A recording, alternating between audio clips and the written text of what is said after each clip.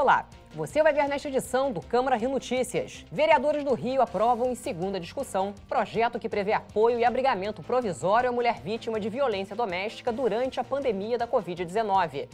Representantes de bares e restaurantes discutem na Câmara do Rio a retomada da criação de empregos no setor.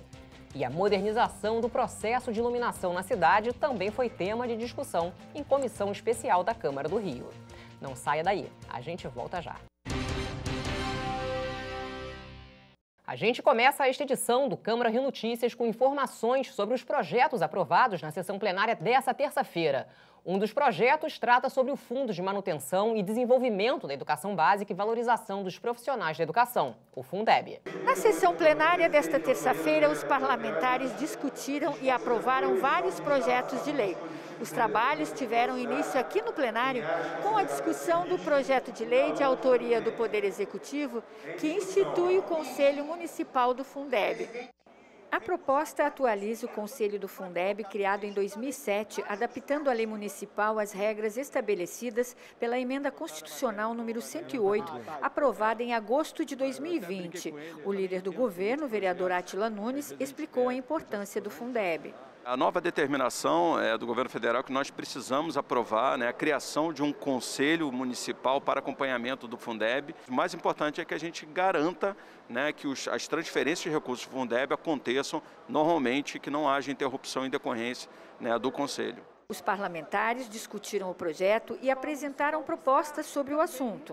O mais importante é isso, dizer que há uma comissão que discute Fundeb na cidade do Rio de Janeiro, para que os recursos que deverão vir para o município do governo federal não fiquem embarreirados ou não fiquem com dificuldade de chegar. O Fundeb é muito importante no país inteiro, e por muita força e muita luta no Congresso Nacional e dos movimentos sociais da educação, o Fundeb passará a ter nos próximos anos uma importância maior, inclusive para a cidade do Rio de Janeiro, para o nosso município. O projeto foi aprovado em primeira discussão e, de acordo com o líder do governo, na próxima quinta-feira, os vereadores irão se reunir com o secretário municipal de Educação, Renan Ferreirinha, para apresentarem as propostas. O projeto retornará em segunda discussão. Os vereadores também aprovaram em segunda discussão o projeto de lei que dispõe sobre o programa de apoio e abrigamento provisório à mulher em situação de risco ou vítima de violência doméstica em decorrência da Covid-19. E mais um projeto foi aprovado na sessão desta terça-feira. A repórter Simone Braga tem os detalhes. Na sequência da sessão plenária, os parlamentares aprovaram em primeira discussão o projeto de lei de autoria do vereador Felipe Michel, que permite a livre parada e estacionamento para embarque e desembarque de transportes escolares em dias e horários letivos, em vias no local da prestação do serviço. Recebemos as classes do transporte escolar da cidade do Rio de Janeiro e eles nos trouxeram essa demanda. É importante para a classe e leva a segurança para as crianças, para os jovens e para os pais, nesse dia a dia que a gente sabe que todos ficam preocupados com os assuntos relacionados à segurança das nossas crianças e dos nossos jovens. Que a Câmara do Rio instalou nesta terça-feira uma comissão especial para acompanhar e estudar políticas para a população em situação de rua. O presidente do grupo é o vereador Raymond. Nós conversávamos hoje na instalação e dizíamos da importância de a comissão propor à Prefeitura aquilo que já é uma lei dessa casa, a Lei 6.350, que haja o entendimento de que a assistência social ela não dará conta de cuidar da população em situação de rua se ela não tiver um alinhamento com as outras secretarias, saúde, educação, habitação, trabalho e emprego, transporte. Então esse é um aspecto que a gente quer pegar muito na comissão esse ano. Quase 500 bares e restaurantes foram fechados só no centro da cidade desde o começo da pandemia. Em audiência pública, a Comissão Especial da Câmara de Vereadores, criada para avaliar a situação cada vez mais grave do setor, se reuniu com representantes da categoria para discutir como é possível dar a volta por cima e voltar a gerar empregos. Caminhar pela cidade hoje em dia é, sem dúvida, bem diferente dos tempos de antes da pandemia. O movimento nas ruas é pequeno, já que os funcionários de muitas empresas continuam trabalhando em casa, de forma remota. O impacto causado por essa mudança, claro, foi sentido pelo comércio. Imóveis desocupados, bares e restaurantes, muitos tradicionais da cidade, fecharam as portas. situação que se repete em todos os cantos do Rio. Houve um impacto muito grande na economia, é uma coisa assustadora, né?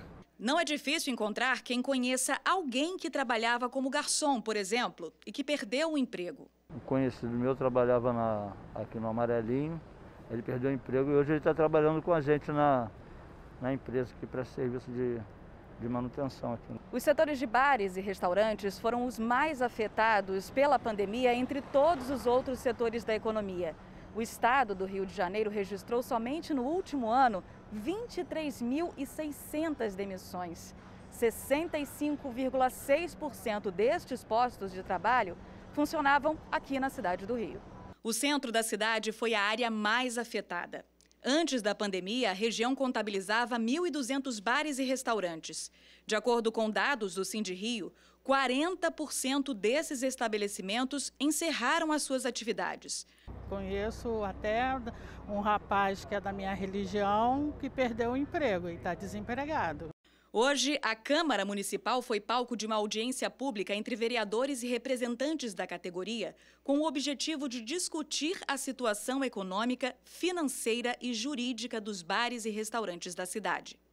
Os representantes do setor enumeraram uma série de solicitações. Entre elas, a flexibilização nas restrições de horário de funcionamento, parcelamento de tributos e maior fiscalização contra o comércio ilegal. Algumas coisas nós até conseguimos ajudar no ano passado, com isenção de taxas, com postergando o pagamento de taxa de licenciamento.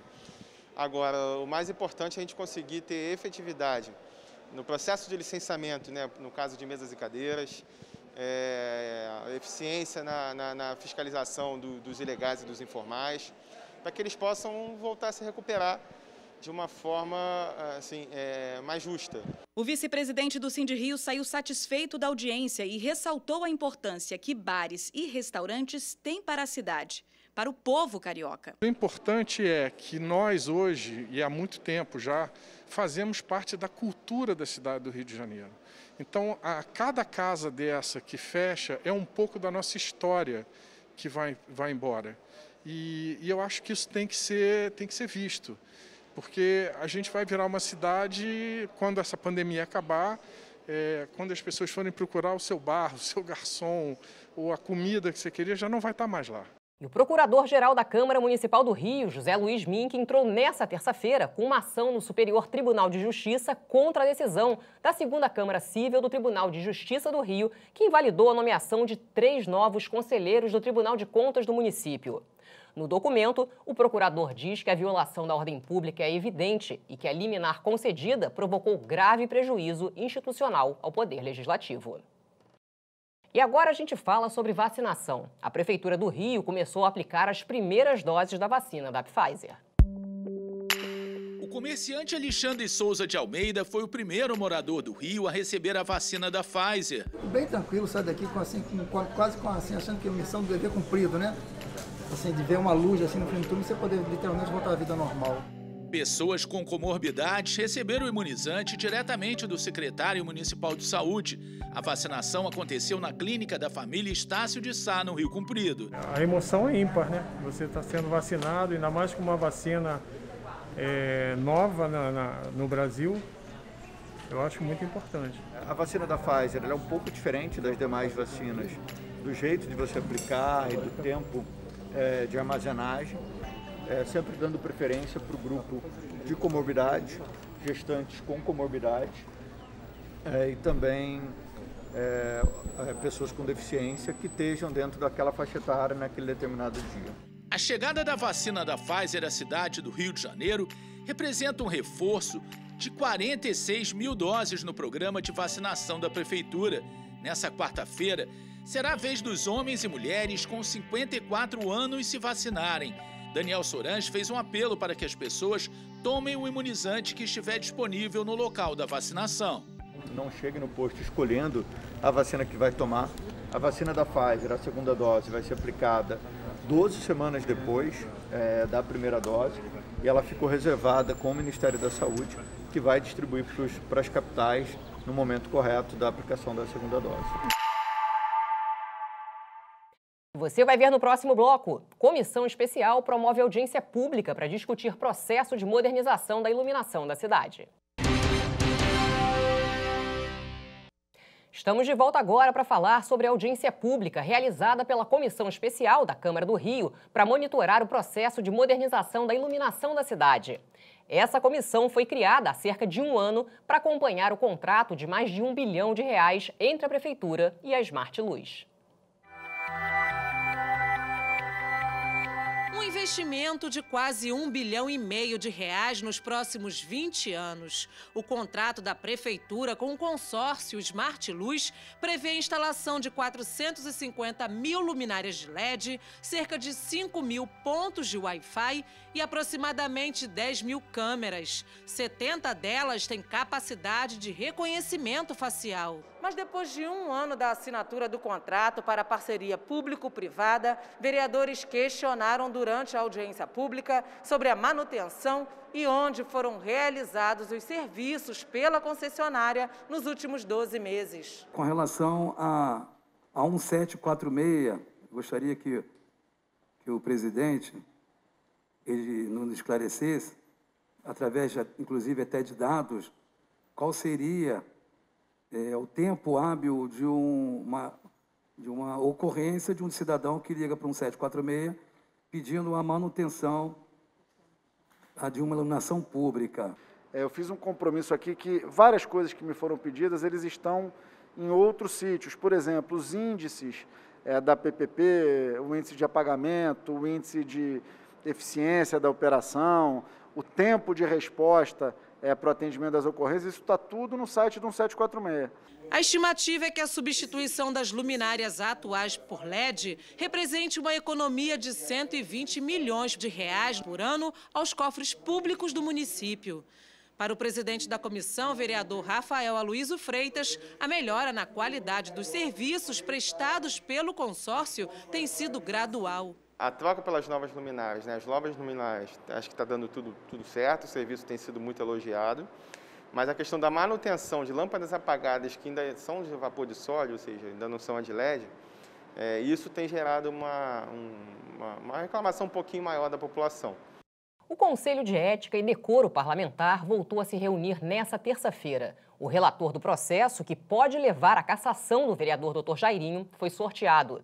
Os detalhes com o repórter Vitor Gagliardo. A reunião do Conselho de Ética foi a portas fechadas. O vereador Luiz Ramos Filho foi escolhido para ser o relator do processo que vai dar prosseguimento da denúncia contra o Dr. Jairinho. O relator ele tem até 5 dias para fazer a notificação ao vereador Jairinho e o mesmo terá 10 dias para fazer a sua defesa por escrito. A comissão também vai ter um subrelator, parlamentar Dr. Rogério Amorim. Esse processo pode culminar na cassação de Dr. Jairinho, que é suspeito da morte do menino Henri. A gente vai fazer um relatório imparcial, pautado na legalidade, respeitando todos os ritos, obviamente respeitando o contraditório, a ampla defesa, dando prazo para que o vereador Dr. Jairinho possa fazer a sua defesa. O próximo passo da Comissão de Ética é dar o prazo de 10 dias úteis para o Dr. Jairinho apresentar defesa escrita e com provas. O prefeito Eduardo Paes sancionou a lei que dá o nome do ex-vereador Edson Zanata a uma rua do Rio. O parlamentar morreu no fim do ano passado vítima de Covid-19. A homenagem será feita, em princípio, em Santa Margarida, subbairro de Cosmos, na zona oeste da cidade, onde Edson Zanata cresceu e viveu. A proposta foi apresentada pelo vereador Rocal e teve a coautoria de diversos parlamentares, entre eles o presidente da Câmara, o vereador Carlos Caiado. Edson de Oliveira Rocha Júnior recebeu o apelido de Zanata pela semelhança com o ex-jogador do Vasco. Nessa quarta-feira, dia 5 de maio, é celebrado o Dia Mundial de Higienização das Mãos. A data é comemorada pela ONU desde 2007.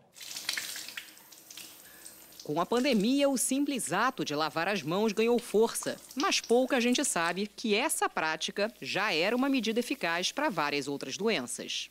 Hoje eu lavo com mais frequência, né? Antes eu sempre lavava, mas não tanto quanto hoje. Minha esposa trabalha na área hospitalar Então a gente fica nessa rotina de lavar a mão todos os dias. É importante manter a higiene das mãos, principalmente nos tempos de pandemia. É importante a gente cuidar da nossa higiene pessoal. Foi em 1840 que um médico húngaro decidiu mudar um cenário comum nos hospitais. Ele observou que a falta de higiene disseminava doenças e infecções e revolucionou a medicina ao instalar bacias com soluções antissépticas para os médicos lavarem as mãos. Com isso, as mortes diminuíram drasticamente no hospital. Ao contrário do que dizem, lavar as mãos não é besteira, ainda mais em época de pandemia. Higienizar as mãos corretamente pode ajudar a salvar vidas. O ato de lavar mãos, ele é extremamente importante porque a gente lida com o meio com as nossas mãos, né? Então, a gente está frequentemente tocando superfícies, tocando objetos, cumprimentando pessoas, tocando o nosso próprio rosto, o nosso próprio corpo, né? Veja o passo a passo da higienização. Você deve usar sabão ou detergente, esfregar as palmas das mãos e também os dedos e os espaços entre eles, assim como as pontas dos dedos e as unhas. Depois, retirar o sabão com água e enxugar bem com um pano limpo. A infectologista destacou o papel fundamental dos pais para que os filhos criem um hábito de higienizar as mãos. Desde pequena, a criança ela interage com o meio, então ela pega um mosquito, ela toca superfícies sujas, e se a gente não ensina para ela, né, que a partir dali ela pode ter alguma consequência ruim, ela vai crescer sem introjetar essa importância. O vereador Rogério Amorim, membro da Comissão de Saúde da Câmara, ressaltou a importância do ato de lavar as mãos corretamente. Higienizar as mãos sempre foi um ato de saúde fundamental nas nossas vidas. Em época de pandemia, isso se tornou ainda mais importante. Faço um apelo: vamos higienizar as mãos, usar álcool em gel, máscara e vacina. Essas são nossas principais armas contra o coronavírus. E um estudo da FEComércio revelou que o Dia das Mães deste ano deve superar em vendas o do ano passado e movimentar mais de R$1 bilhão na economia fluminense. Mãe é vida, mãe é amor, mãe é carinho.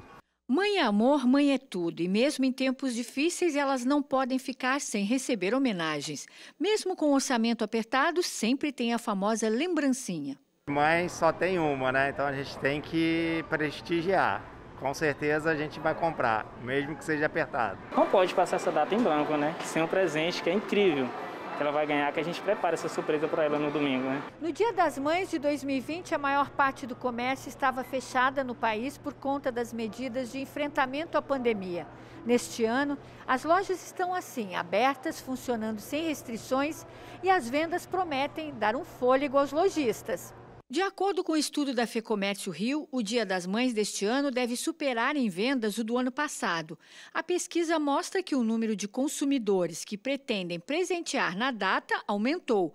O índice passou de 55,8% em 2020 para 61,8% em 2021. O gasto médio previsto neste ano é de R$ 143,10 por consumidor. Dentre os principais produtos, de acordo com a expectativa dos consumidores que devem ser demandados no Dia das Mães, podemos destacar roupas, perfumes e cosméticos.